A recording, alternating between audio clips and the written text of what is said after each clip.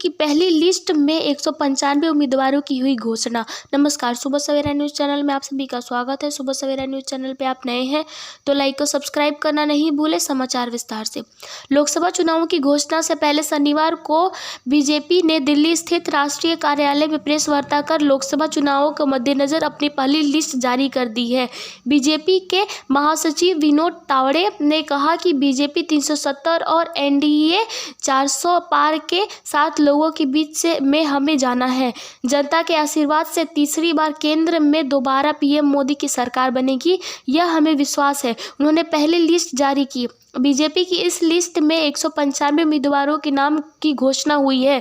BJP की इस पहली लिस्ट में 34 केंद्रीय मंत्री भी 2024 का लोकसभा चुनाव लड़ेंगे। लोकसभा अध्यक्ष ओम बिरला कोटा से लड़ेंगे चुनाव। इसके अलावा पूर्व मुख्यमंत्री भी लोकसभा का चुनाव लड़ेंगे।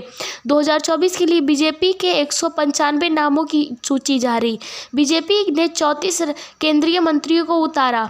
लोकसभा अध्यक्ष 2 पूर्व मुख्यमंत्री, 28 मातृशक्ति, 50 से कम 47 युवा उम्मीदवार, अनुसूचित जाति 27, जनजाति 18, ओबीसी 57, उत्तर प्रदेश से 51, बांग्ला से 20, मध्य प्रदेश से 24 सीट की घोषणा। गुजरात से 15 सीटों की घोषणा। राजस्थान से 15, केरल से 12 सीट, तेलंगाना से 9, असम से 11, झारखंड के 11, छत्तीसगढ़ के 11 सीट की, दिल्ली में 5 की घोषणा। जम्मू कश्मीर 2, उत्तराखंड 2, अरुणाचल 2, गोवा 1, त्रिपुरा 1, अंडमान 1। बीजेपी की इस पहली लिस्ट में प्रधानमंत्री नरेंद्र मोदी, गृह मंत्री अमित शाह, रक्षा मंत्री राजनाथ सिंह, केंद्रीय मंत्री नितिन गडकरी का नाम शामिल किया गया है। मोदी उत्तर प्रदेश के वाराणसी और अमित शाह गुजरात के गांधीनगर से चुनाव लड़ेंगे। राजनाथ सिंह लखनऊ से चुनाव लड़ेंगे। नितिन गडकरी नागपुर से एक बार फिर मैदान में होंगे। बताते चले कि लोकसभा उम्मीदवारों के चयन के लिए बीजेपी केंद्रीय चुनाव समिति की दूसरी बैठक 6 मार्च को बीजेपी मुख्यालय से होगी। 16 राज्यों के लिए विचार विमर्श किया गया। भाजपा की केंद्रीय चुनाव समिति ने आगामी लोकसभा चुनाव के मद्देनजर उम्मीदवारों के नाम तय करने के लिए हुई मैराथन बैठक में करीब 16 राज्यों के लिए नामों पर विचार विमर्श किया। प्रधानमंत्री नरेंद्र मोदी, पार्टी के राष्ट्रीय अध्यक्ष जेपी नड्डा, केंद्रीय मंत्री अमित शाह और राजनाथ सिंह के अलावा सीईसी के अन्य सदस्य इस बैठक में शामिल हुए।